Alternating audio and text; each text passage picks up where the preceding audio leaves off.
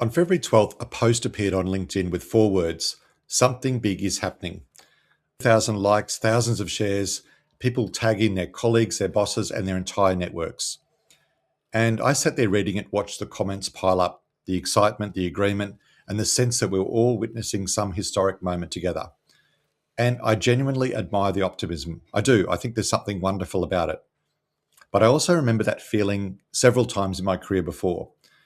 And, experience has a way of tempering enthusiasm with a few uncomfortable questions. So I think it's time that we ask them. I'm from Generation X, and our generation is now stepping into the leadership roles that the boomers are leaving behind as they retire. The boomers who are handing us the keys, well, they built most of their careers before the internet changed everything. They didn't live through that particular lesson in the same way we did. And the millennials who are coming up behind us, they're brilliant, but they've only ever known a world where technology disruption is a given. They've got no reference point to look like when hype gets ahead of the reality. But us, well, we were young enough to get swept up in it, but old enough to remember the wreckage when it all fell apart. And that combination is actually quite rare. And I think right now is probably the most valuable thing that we can bring to the table. We were in our 20s working corporate when the dotcom bubble hit. And to be honest, back then I believed it too. This was the information superhighway.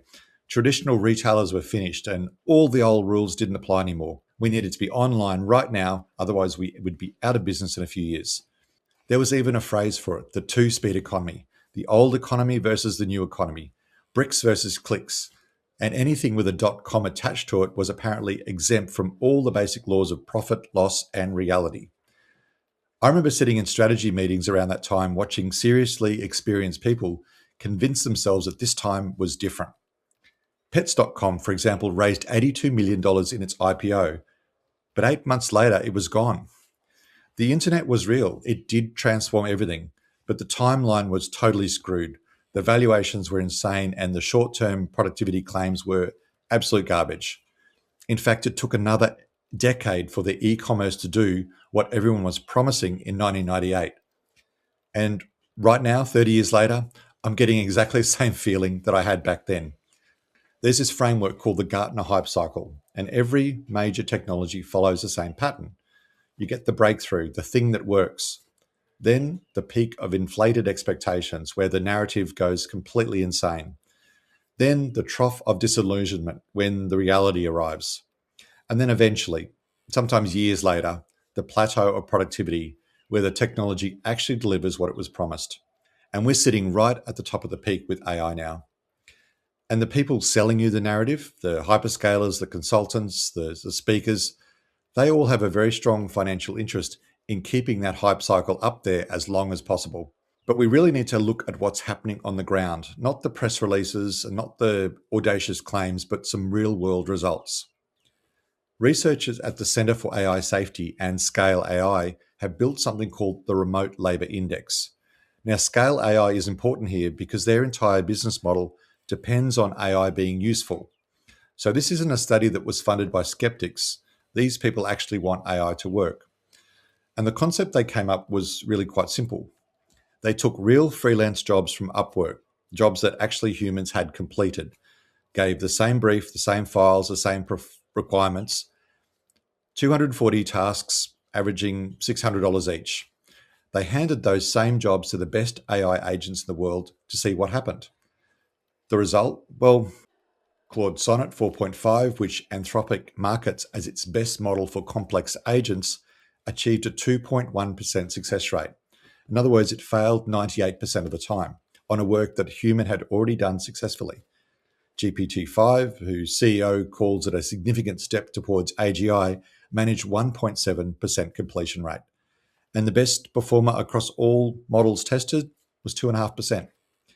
So think about that for a second. The most advanced AI technology we've ever built with hundreds of millions of dollars behind it can't complete 19 out of 20 real jobs that an ordinary freelancer could. These weren't complicated jobs, not specialist jobs. These are everyday paid work jobs. And this is the part that the headlines never seem to explain. Companies actually didn't wait for the evidence. They heard the hype and the narrative.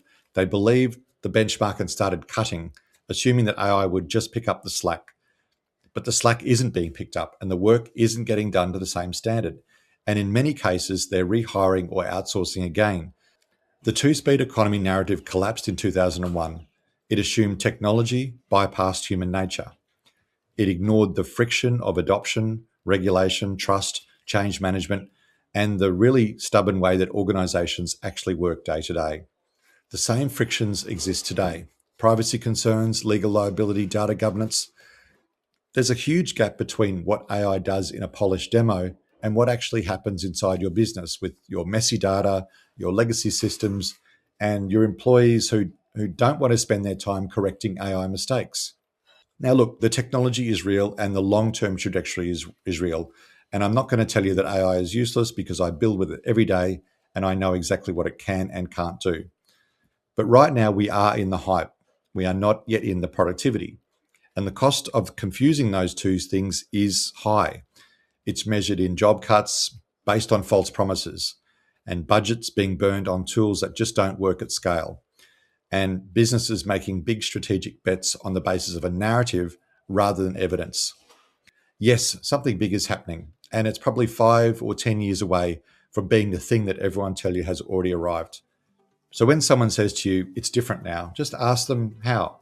Show me the revenue. Show me who specifically is doing less work today because AI did it for them.